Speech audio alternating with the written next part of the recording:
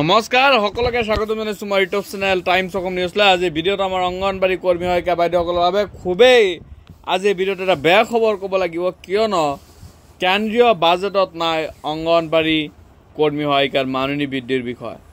আজি যোৱা 5 বছৰ হ'ল 2018 চনত হে বৃদ্ধি পাইছিল অংগনবাড়ী কৰ্মী সহায়িকাৰ দৰমহা, কিন্তু ভাৰত চৰকাৰে আজি 5 বছৰ পিছত কেন্দ্ৰীয় বাজেটত কোনো ধৰণৰ অংগনবাড়ী সম্পৰ্কে স্পষ্টকৈ কোনো ধৰণৰ কথা কোৱা নাই বা আজি বাজেট অধিৱেশনত আজি বাজেট অধিৱেশন হৈ গ'ল, যেটো আজি 23 জুলাই কেন্দ্ৰীয় মন্ত্ৰী আৰু বিত্তমন্ত্ৰী নিৰ্মলা সীতাৰামণীয়ে বাজেট দাখিল কৰিছিলে তাত উল্লেখ নাই অংগনবাড়ী কৰ্মী সহায়িকা মাননি বৃদ্ধি সন্দৰ্ভত একো কথা।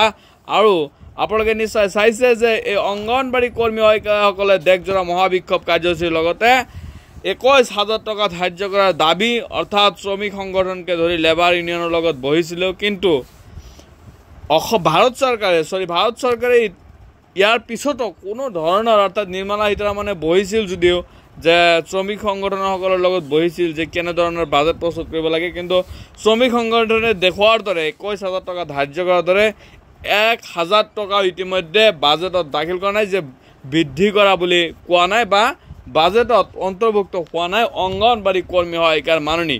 আৰু ইতিমধ্যে আপোনালোকৰ কথা সম্পূৰ্ণ স্পষ্ট হৈ পৰিব কি হ'ব সন্মুখত, যেহেতু আগন্তুক 18 দিনত বাজেট চলিয়ে থাকিব, অৰ্থাৎ বাজেট দাখিল যেহেতু হৈছে ইতিমধ্যে আৰু বাজেট সম্পৰ্কে বাজেট ধাৰ্য হ'ব, কিছু কৰ্তন হ'ব, কি সন্মুখত হয় সবিশেষ আপোনালোকে চাবলৈ পাব। চেনেলটো আপোনালোকে ছাবস্ক্ৰাইব কৰি যাব। কিন্তু আচল এটা দুখৰ বিষয় যে অংগনবাড়ী কৰ্মী সহায়িকা আজি 2 বছৰ ধৰি ধাৰাবাহিক আন্দোলন কৰি আছে, কিন্তু এটা মেইন কথা হৈছে আমাৰ অসমৰ অংগনবাড়ী কৰ্মী সহায়িকাৰ ক্ষেত্ৰত যে অসম চৰকাৰে অংগনবাড়ী কৰ্মী সহায়িকাৰ মাননি বৃদ্ধি কৰা নাই। আৰু কিন্তু বেলেগ ৰাজ্যত যদি পৰিলক্ষিত কৰোঁ আমি বেলেগ ৰাজ্যত অংগনবাড়ী কৰ্মী সহায়িকাৰ মাননি বৃদ্ধি কৰিছে, কিন্তু অসম চৰকাৰে অসমত অংগনবাড়ী কৰ্মী সহায়িকাৰ মাননি বৃদ্ধি কৰা নাই। সেইবাবেই নেকি কেন্দ্ৰীয় চৰকাৰৰ চকুত পৰা নাই অংগনবাড়ীৰ বিষয়টো, অৰ্থাৎ যিহেতু মাত্ৰ 4,000 টকাৰে কেন্দ্ৰীয় চৰকাৰৰ যি আঁচনি আৰু মাত্ৰ 4,000 টকাৰে এই আঁচনি চলাই আছে অংগনবাড়ী কৰ্মী সহায়িকাই, মূল্য বৃদ্ধিৰ সময়ত অংগনবাড়ী কৰ্মী সহায়িকাৰ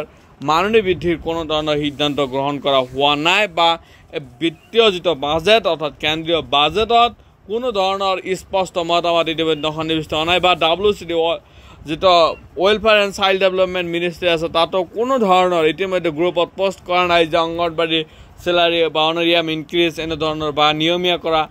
আচলতে মেইন কথা হৈছে তাতে কোনো ধৰণৰ অংগনবাড়ী সম্পৰ্কে নামেই উত্থাপন হোৱা নাই। যেনেকুৱাকৈ আপোনালোকে নিশ্চয় ভাবিছিলে যে কোৱা হৈছিলে যে অংগনবাড়ী বা আশাকৰ্মী বা ৰন্ধনকৰ্মীসকলৰ লগত শ্ৰমিক সংগঠনৰ লগত নিৰ্মলা সীতাৰামণীয়ে বাইদেৱে বহিছিল, কিন্তু তেনে ক্ষেত্ৰত কোনো ধৰণৰ সিদ্ধান্ত পৰিলক্ষিত হোৱা নাই। আজি ভিডিঅ'ত দিবলগীয়া ইনফৰমেশ্যন বা আপডেট এইখিনি আছিল।